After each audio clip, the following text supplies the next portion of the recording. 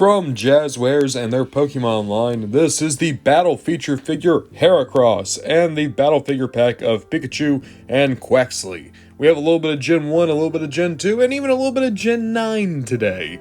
The reason I've paired all these figures together is because, well, they were the closest to the door in the storage room I keep all these figures in before I review them. But still, Heracross, one of my favorite bug Pokemon ever, one of my favorite Pokemon in general. Look at this dude, he's the best! And then as for these guys, I mean, Pikachu's cute, and Quaxly I'm okay with. Not my boy Skeledirge, that's to be sure. Not my boy Fuecoco, that is doubly to be sure. But even still, I like these three well enough. I'm very excited to check out Heracross. Before we do, why don't we check out the little guys? You can see Pikachu and Quaxly are packaged together in just this small little box. Looking over on the back, you can see we can get Frogadier, Raboot, and Porygon. Now, those three, the only one I don't have is Porygon, and I would very much like him. You can also get a 2-pack of Oshawott and Applin. Those two are great. Tepig and Rockruff, also great. And Machop and Snivy. I haven't seen that 2-pack around, but I would pick it up because I like both those guys too. Alright, let's actually open them up. These are just nice little figurines. They stand about 1.5 inches tall, have no articulation. Pikachu is nice and cute. You can see he is actually trying to charge up his cheeks because Pikachu, they have their electrical powers like stored inside their cheeks. He's using static electricity to try to build that up. A good little Pikachu figurine. And then over here, Quaxly, I love it. They got his pose down perfectly. He has that like one fin or one feather on his hip, the other one kind of outstretched. They have his bouffant hair perfect. Overall, a good little figurine of a Pokemon design that's not one of my favorites, but it's good enough. So, overall, good 2-pack. $5 was spent here, and I feel like it was $5 decently spent.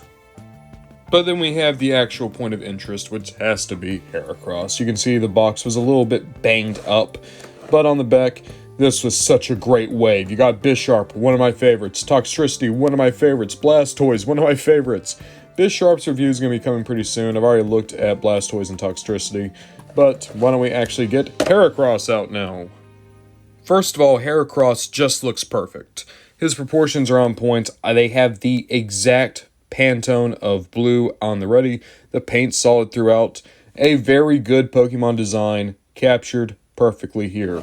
You don't have a lot of articulation. You have universals in the shoulders, yes, and the hips do move, but that's for the gimmick. But because you can move the shoulders, you can at least get a couple of decent poses out of Heracross.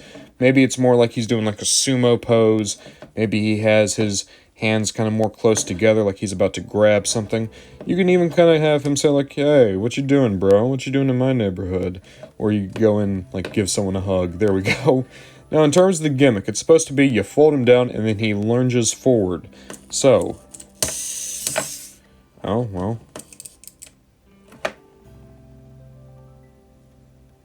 Well. Oh, okay, so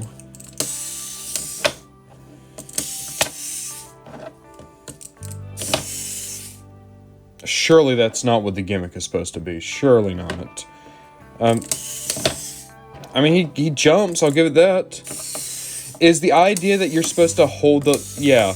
The idea is you have to hold the legs, and then that happens. Yeah, literally just a few times I've already done it, it's already starting to seize up on me. That gimmick's probably not gonna last long. Here's what I don't get about these Jazwares Pokemon gimmick figures, right? They always look good. They're always great looking figures, perfect for a Pokemon display, they scale beautifully, I love them for that reason. But then they forego articulation to put in gimmicks, and the gimmicks usually don't work. This isn't even the first time they've done a gimmick like this, and it didn't work. Look at Greninja. He seized up too and was never able to actually do the jump. The only time that this actually has worked was on their Tauros figure, and that was one of the first ones they did. I don't know how they got it right only the first time. Thankfully, Heracross is a strong enough design that I think he's still worth the money, even if he can't actually use his gimmick. And hey, since the G1 shelf is right next to my review stand, why don't we pair him up with my other favorite Rhino Beetle Boy?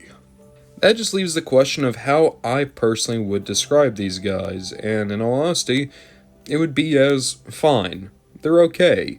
They all look exactly how you would want them to look. It's just a question of, is your affinity for these specific Pokemon enough to cover up the fact that either they have no gimmicks, or gimmicks that don't work.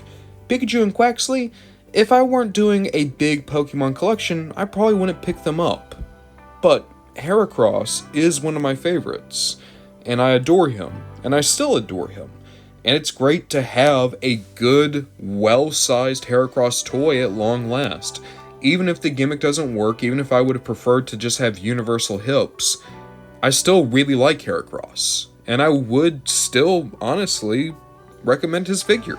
Because at the end of the day, it's probably the best Heracross we're ever going to get.